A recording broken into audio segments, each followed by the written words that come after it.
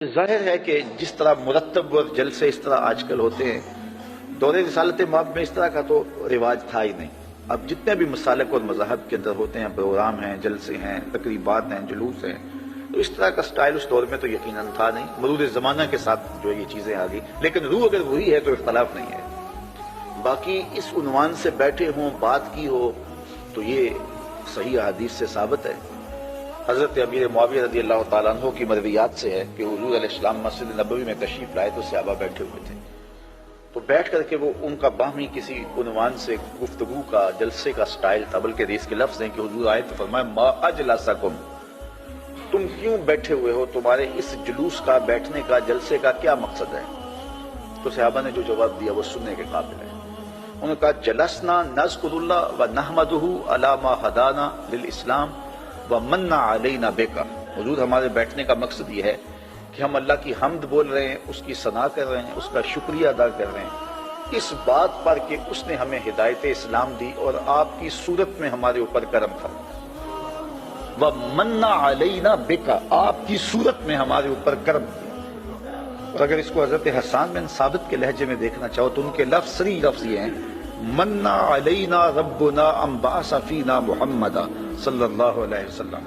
ہمارے رب نے ہمارے اوپر احسان کیا ہے کہ محمد عربی عطا کر دی ہے۔ اور اگر اس کا اردو میں منظوم ترجمہ چاہو تو یہی ترجمہ ہوگا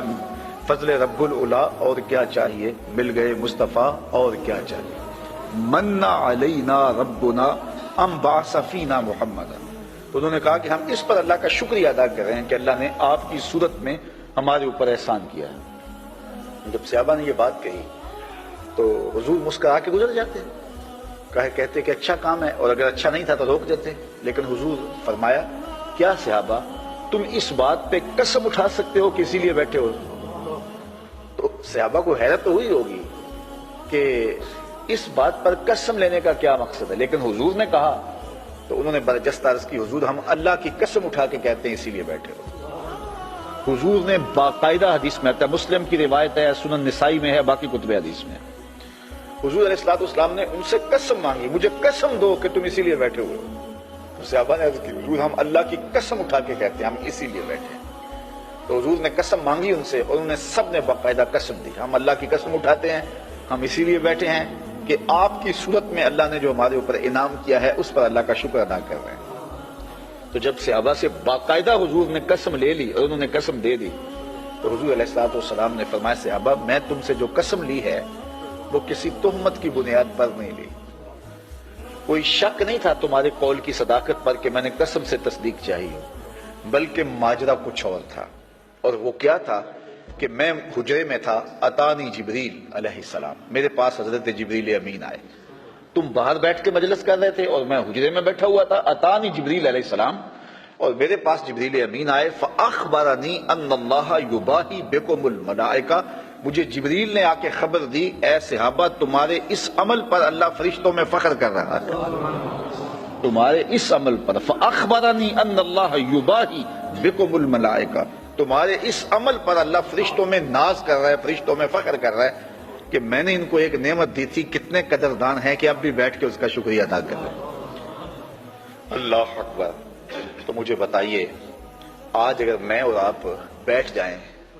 اور جمع ہو جائیں، چلو بیٹھنے کی جگہ پر چراغاں بھی کر لیں، نیچے اچھی چٹائیاں بھی بچھا لیں، اب اتنی آوازیں نہیں ہیں کہ زور سے بول کر آخری شخص تک آواز پہنچائی جائے،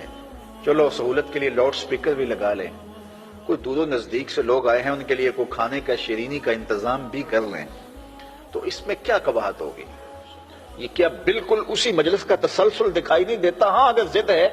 تو اس پر بڑی باتیں کی جا سکتی ہیں اور کی بھی جاتی ہیں، لیکن اگر ضد نہیں ہے، انصاف کی نظر سے دیکھا جائے تو اگر اسی عنوان سے میں بیٹھ جاؤں اور آپ بیٹھ جائیں